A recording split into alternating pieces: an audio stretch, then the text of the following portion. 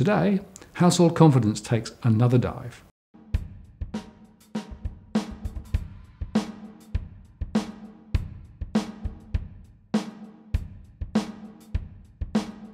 Hello again, I'm Martin North from Digital Finance Analytics. The latest edition of our Household Finance Confidence Index to the end of April 2018 was released today, and it shows that households remain concerned about their financial situation. This is consistent with rising levels of mortgage stress, as we reported recently. The index fell to 91.7, down from 92.3 in March, and this remains below the neutral setting and continues to decline since October 2016. By way of background, these results are derived from our household surveys averaged across Australia.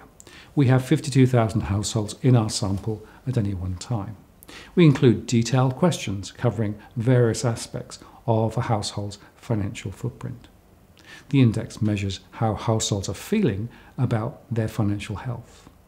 And to calculate the index, we ask questions which cover a number of different dimensions. We start by asking households how confident they are feeling about their job security, whether their real income has risen or fallen in the past year, their view on their cost of living over the same period, whether they have increased their loans and other outstanding debts, including credit cards, and whether they are saving more than last year. Finally, we ask about their overall change in net worth over the past 12 months. And by net worth, we mean assets less outstanding debts. So looking in more detail at the results, the largest falls were in the East Coast states of New South Wales, Victoria and Queensland. There were small rises in South Australia and Tasmania, and Western Australia continued to maintain its lower score. Analysis by property segment showed that whilst property in active households continue to languish, there were small falls amongst owner-occupied property active households, who remain just above the neutral setting, while property investors tracked lower again thanks to tighter lending conditions, the upcoming interest-only repayment switch, and the drift down of property values, especially in Sydney. Property owners still remain more confident relative to those renting. Looking across the age bands, we see a consistent pattern of falling confidence, with younger households the least confident, driven by job availability, underemployment and flat wages, plus the fact that many do not believe they will ever be able to buy into the property market.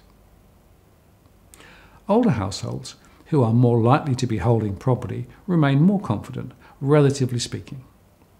The Index Driver Scorecard enables us to examine root causes of these shifts in confidence.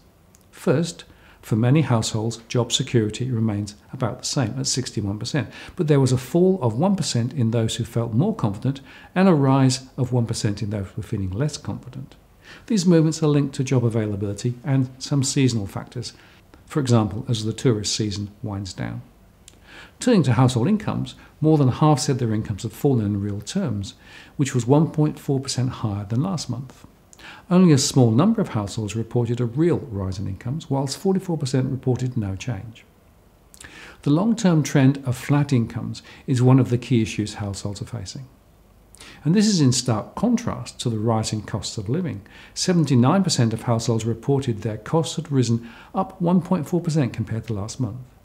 16% reported no change in costs, down 2.5%, and just 1.7% said that their cost of living had fallen. Looking across the categories, the cost of electricity, school fees, healthcare, and fuel all registered.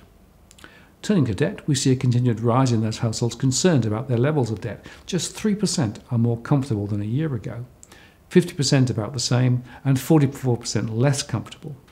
Households referred to the changes in mortgage rates, with some higher costs still working through, and the problem some had in finding a better loan to switch as part of a refinancing transaction.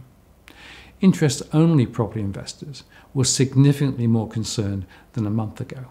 And in addition, more households are using credit cards to manage their finances, or they accessed other forms of personal credit. Looking at savings, 47% of households were less comfortable with the savings they hold, up 1%, and many are raiding these savings to maintain their cash flows. The number who were more comfortable fell 1% thanks to lower rates on many bank deposits. Those who were about the same, 50%, benefited mainly from recent positive stock market movements.